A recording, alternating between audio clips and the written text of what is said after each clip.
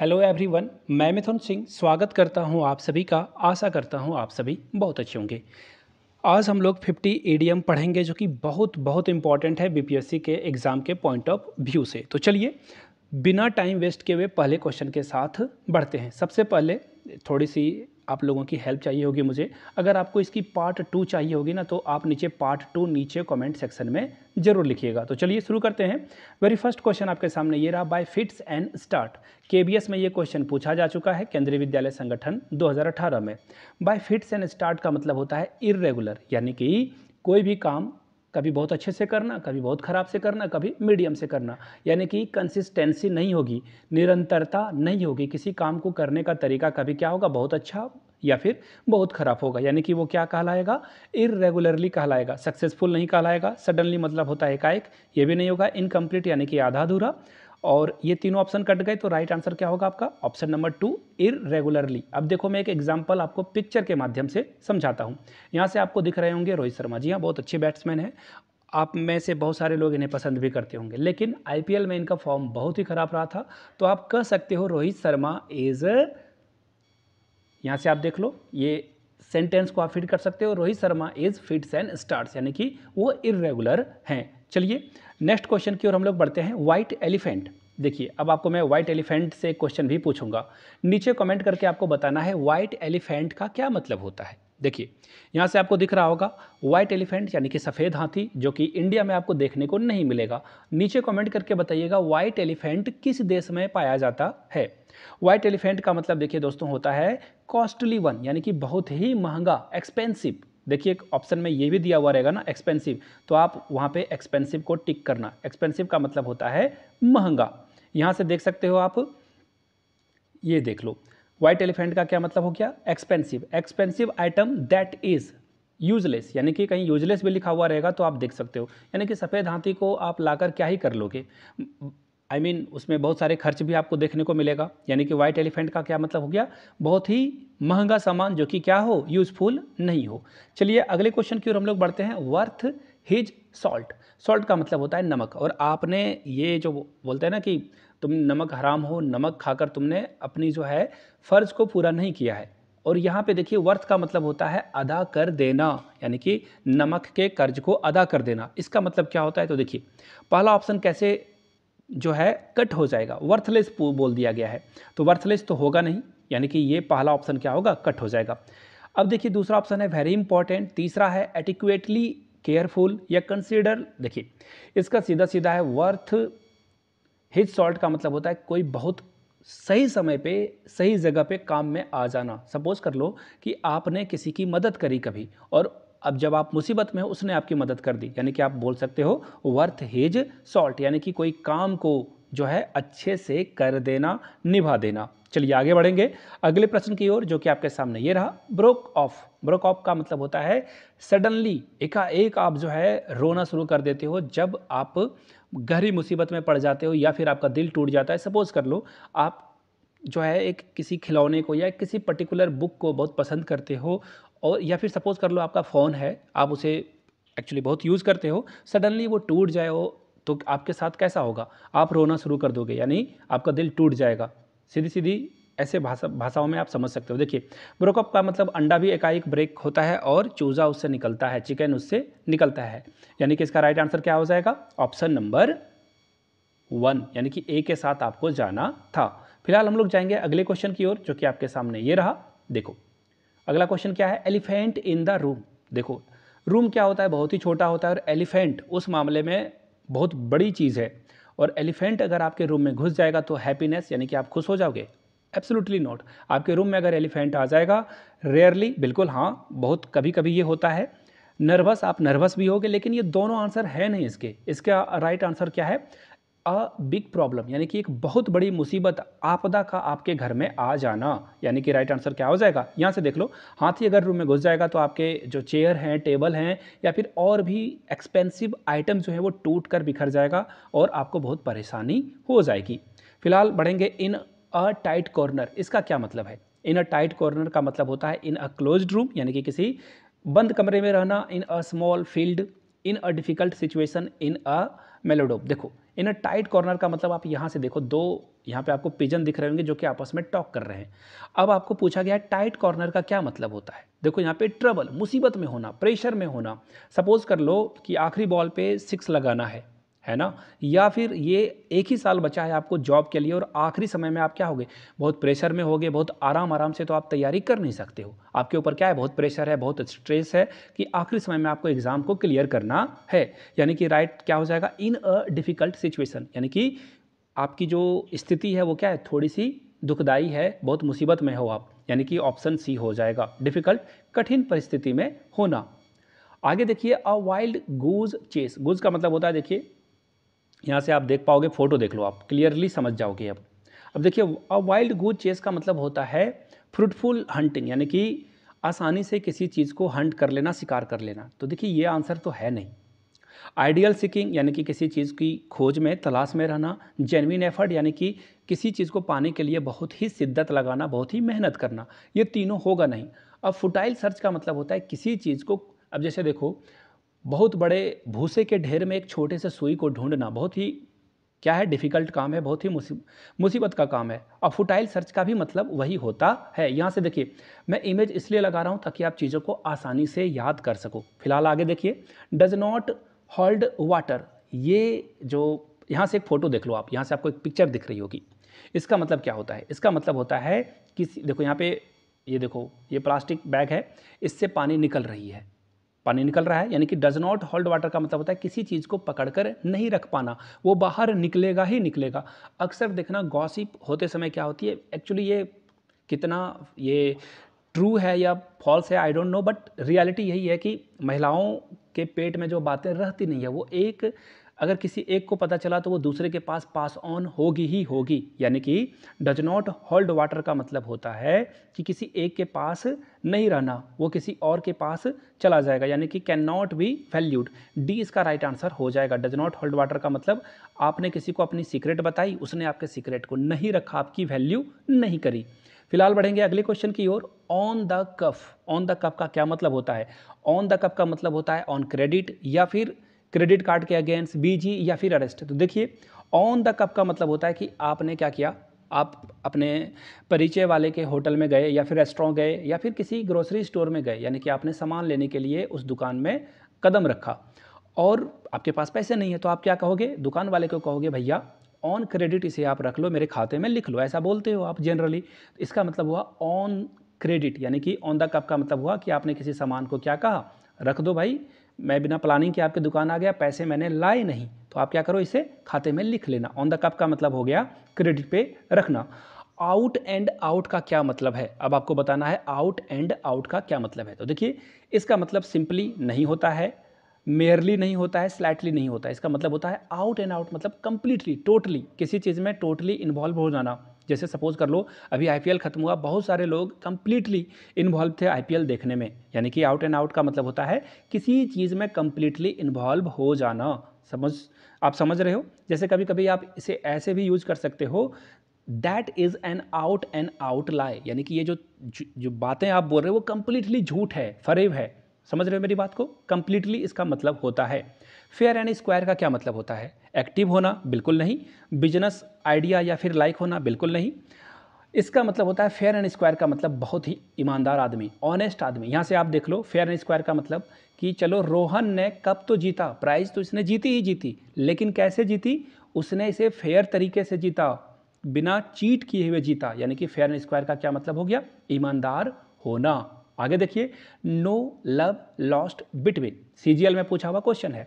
No love lost between का मतलब होता है फूटी आंख नहीं सुहाना। हिंदी में अगर मैं बोलूँ इसे मुहावरा में, तो फूटी आंख नहीं सुहाना, एक दूसरे को देखना बिल्कुल भी पसंद नहीं करते हो आप। इसका मतलब हो गया कि आप एक दूसरे को क्या कर रहे हो, प्यार नहीं कर रहे हो, यानी कि ऑप्शन ए आपका करेक्ट हो जाएगा। यहाँ से देख लो एक फोटो से बिल्कुल समझ में आ जाएगी, म्यूचुअल डिस्ट्राइटिंग।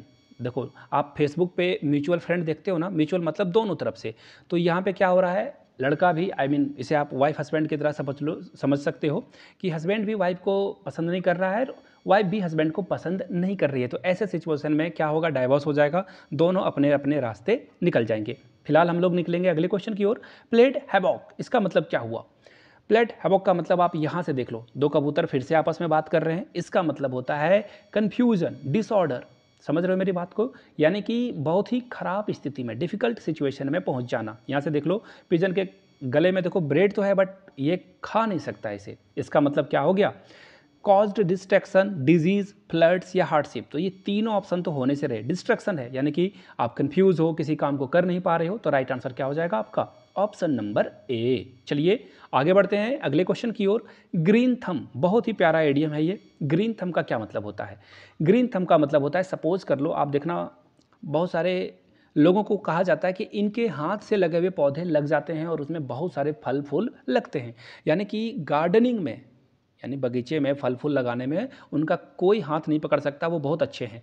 ग्रीन गार्डनिंग का मतलब भी यही हुआ कि आप बहुत इंटरेस्ट लेते हो किसमें? नेचर में और गार्डनिंग करने में, पेड़ पौधे लगाने में। यानी कि ऑप्शन सी इसका क्या होगा? करेक्ट आंसर होगा। फोटो देख लो, आप चीज़ों को और आसानी से समझ पाओगे। To have a green thumb का मतलब आप समझ रहे हो कि आप अच्छे से पेड़ पौधे को लगा सकते हो और अच्छे से आप उसकी सेवा भी कर सकते हो। नेक्स्ट क्वेश्चन आपके सामने ये रहा, सोइंग वाइल्ड ओट्स। देखिए, सोइंग वाइल्ड ओट्स का क्या मतलब होता है? एसबीआई के पीओ के एग्जाम में ये क्वेश्चन पूछा जा चुका है। देखिए, सोइंग वाइल्ड ओट का मतलब होता है जब आप यंग होते हो, बहुत यंग होते हो, और जब आपके पास बुद्धि नहीं होती है आगे की चीज़ों को सोचने के लिए, आप प्लेजर की ओर भागते हो।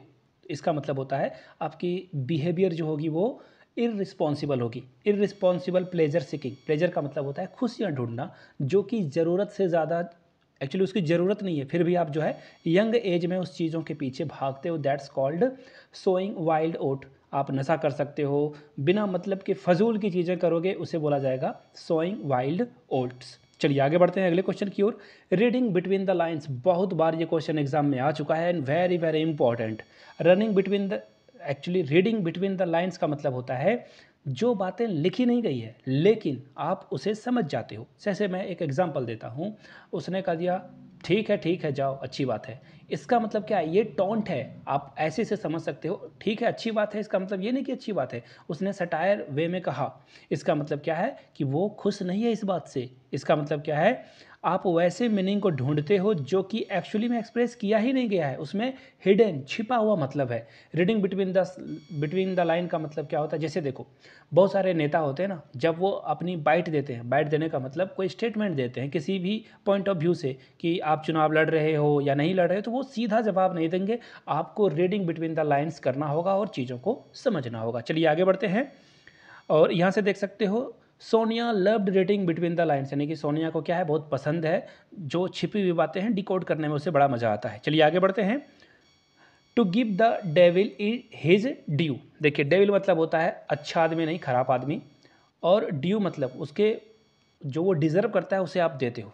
इसका मतलब ये है, सपोज कर लो कोई आदमी अच्छा नहीं हो, आप उसे पसंद नहीं करते हो, लेकिन उसने कोई काम ऐसा किया है जो कि बहुत ही अच्छी बात है, सोसाइटी के लिए उसने अच्छा करा है, तो आप क्या करोगे? उसे क्रेडिट दोगे कि इसने अच्छा काम किया है, भले वो खराब इंसान है। यानी कि to give credit to even a notorious person. Notorious मतलब बदमाश व्यक्ति, अच्छा व्यक्ति नहीं है, फिर भी आप उसे क्रेडिट देते हो कि उसने ये काम अच्छे से करा है। यानी कि सही को सही, गलत को गलत कहने वाली बात यहाँ पे हो गई। To give the devils his due का मतलब क्या हो गया? कि आप जो है क्रेडिट उसे देखते हो, भले आप उसे पसंद करते हो या नहीं करते हो, कोई फ़र्क नहीं पड़ता है, लेकिन सच के साथ आप रहते हो।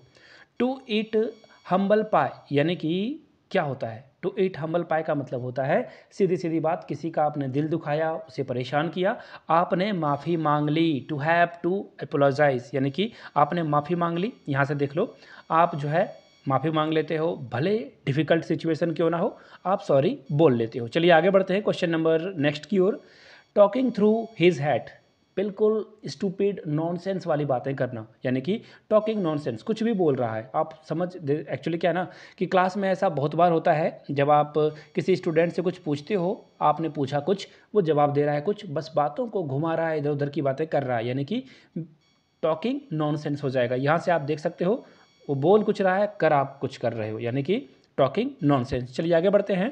Go through fire and water, ये बहुत इंपॉर्टेंट है, यानी कि यहाँ से आप फोटो देखोगे समझ जाओगे। यानी कि डेंजरस भरा काम करना, ऐसा काम जिसमें बहुत रिस्क हो, यानी कि क्या होगा, अंडरगो एनी रिस्क, यानी कि कोई भी आप जो है मुसीबत अपने सर पे ओढ़ लेते हो। Go through fire and water का मतलब यही होता है। ऑप्शन नंबर डी इसका करेक्ट हो जाएगा। चलिए आगे बढ़ते हैं अगले प्रश्न की ओर। नेक्स्ट क्वेश्चन आपके सामने, ये देखो ये थोड़ा सा मिस्टेक हो गया, यहाँ पे रेन राइट होगा।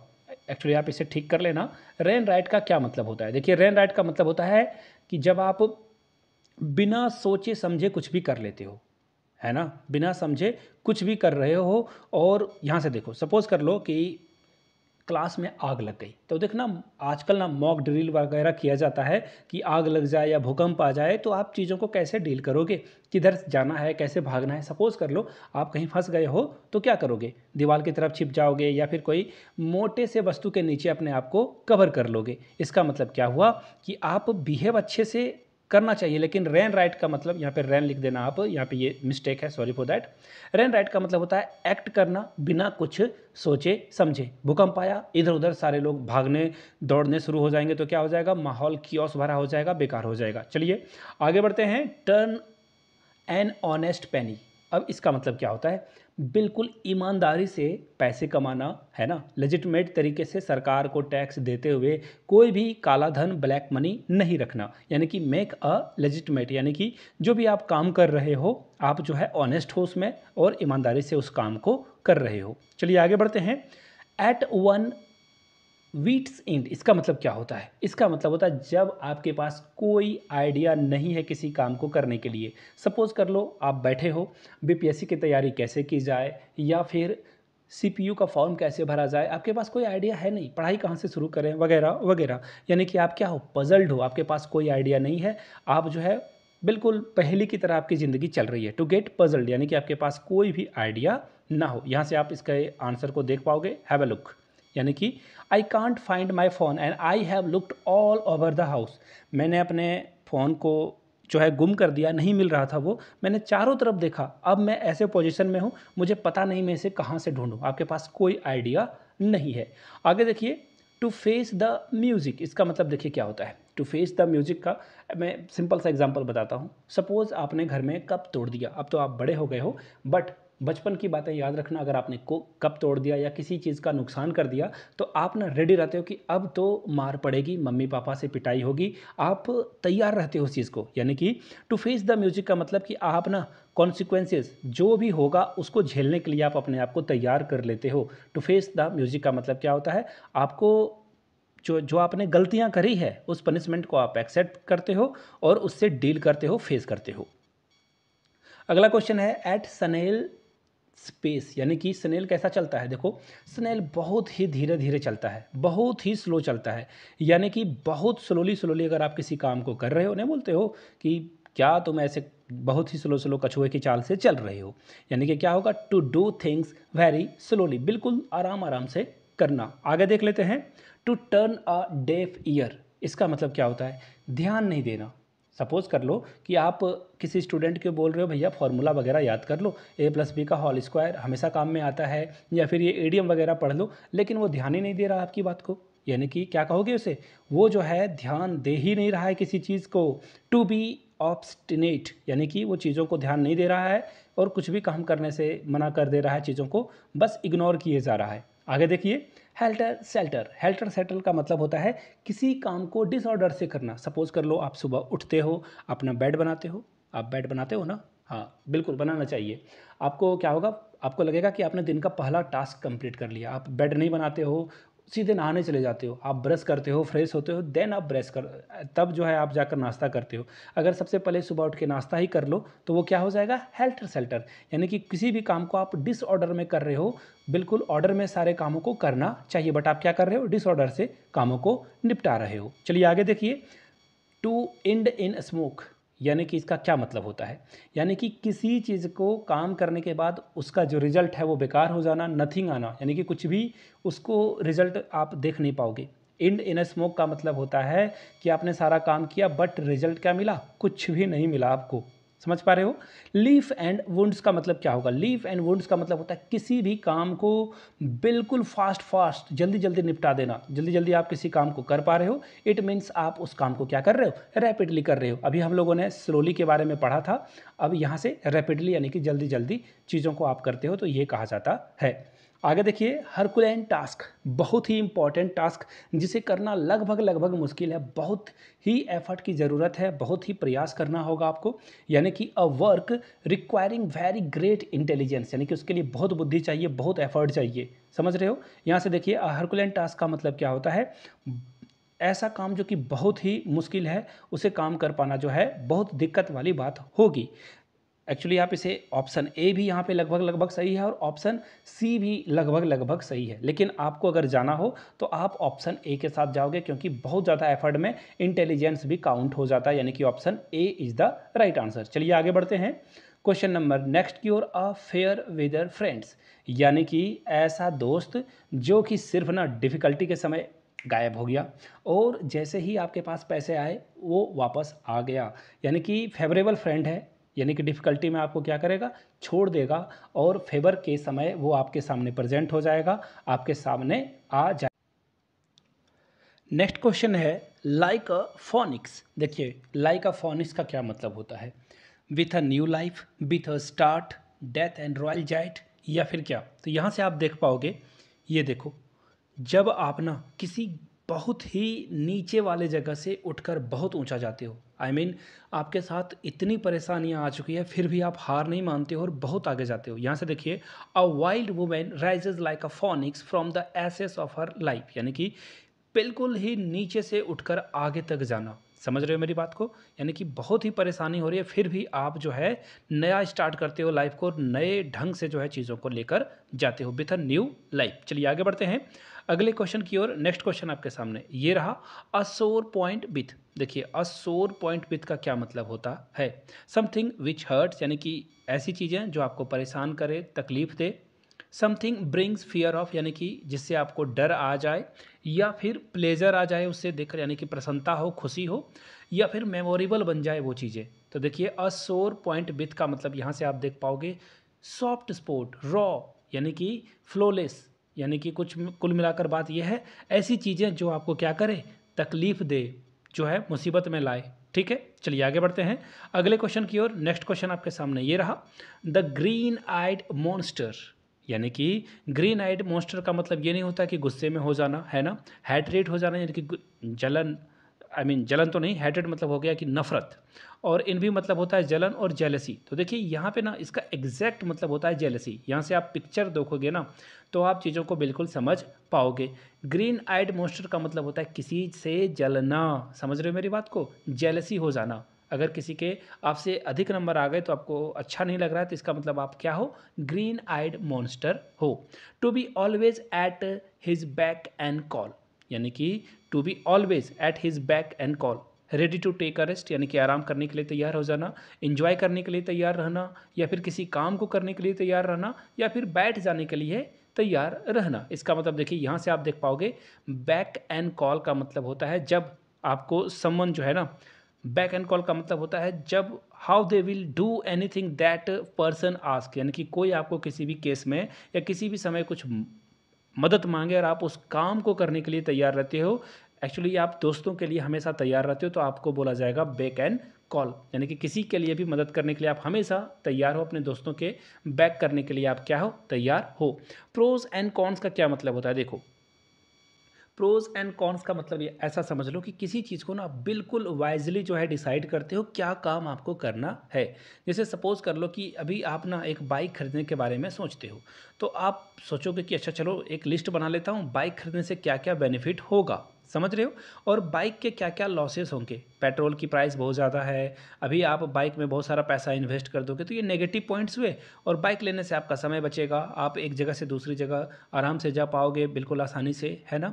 इससे जो है आप और भी पैसे कमा सकते हो। तो बाइक लेने के फ़ायदे और नुकसान आपने दोनों लिखे और दोनों को अपने माइंड में जो है देखा, समझा, परखा, यानी कि आपने सारे फैक्ट को कंसीडर किया कि लेने से क्या फ़ायदा होगा और बाइक नहीं लेने से क्या नुकसान होगा। प्रोज एंड कॉन्स का मतलब होता है, देखो यहाँ से अभी आप चीज़ों को देख लो, आप प्रोज मतलब उसके फ़ायदे देख लोगे, कॉन्स मतलब उसके नुकसान देख लोगे और तब डिसाइड करोगे कि ये करने से क्या फ़ायदा है और क्या नुकसान है। कैट्स एंड डॉग्स का क्या मतलब है? कैट्स एंड डॉग्स का मतलब होता है अंधाधुन बारिश, यानी कि मानसून के समय में बहुत बारिश हो जाए उसको बोलेंगे डाउनपोर। डाउनपोर का मतलब बहुत ज़्यादा जब बारिश हो जाए उसे बोलेंगे cats and dog. It is raining like a cats and dogs. यहाँ से देख लो, ऐसा जो ऐसी बारिश होती है जहाँ पे आपको लग रहा होगा कि ये तो लगता है कुत्ते बिल्लियाँ बरस रहे हैं। ये कहने का एक तरीका होता है, जब बहुत ज़्यादा बारिश हो आप बोल सकते हो it's cats and dog. Well begin is half done, यानी कि आपने अगर सही अप्रोच ले लिया, पहला कदम ले लिया, तो काम वहीं पे आधा खत्म हो जाता है। इसका मतलब क्या है? A good start. आपने काम को करने का सोचा, आधा काम तो आपका वहीं निपट गया, आधा आपको करने की ज़रूरत है। What is well begin is half done. अगर आपने पहाड़ चढ़ने की कोशिश की, सोच लिया कि मुझे पहाड़ चढ़ना है, तो आधा काम तो आपने ऐसे ही कर लिया।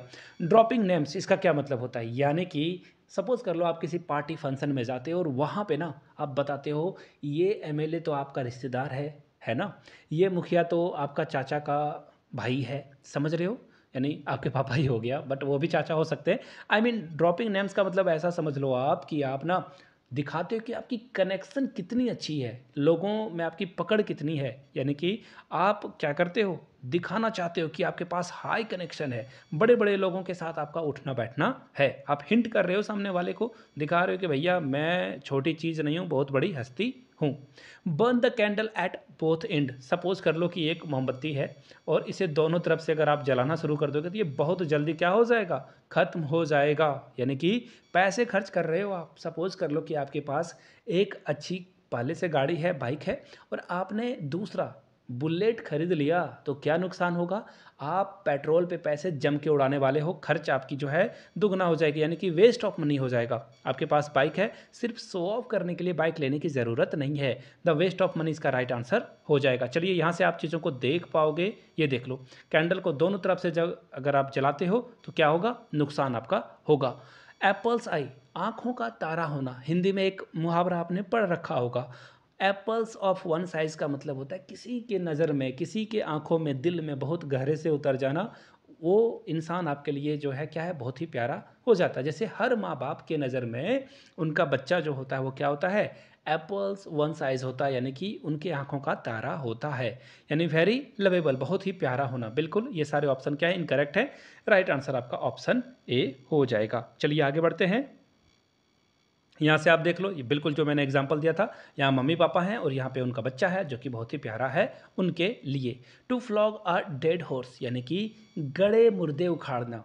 गड़े मुर्दे मुर्दे जो उखाड़ोगे आप, तो इससे क्या फ़ायदा होगा? सपोज़ कर लो आप ना 8th में आपकी जो मैथ के नंबर थे वो 99 थे 100 में, यानी कि आप बोलोगे अरे भाई एक नंबर आ जाता तो क्या ही बात होती, 100 में 100 आ जाते।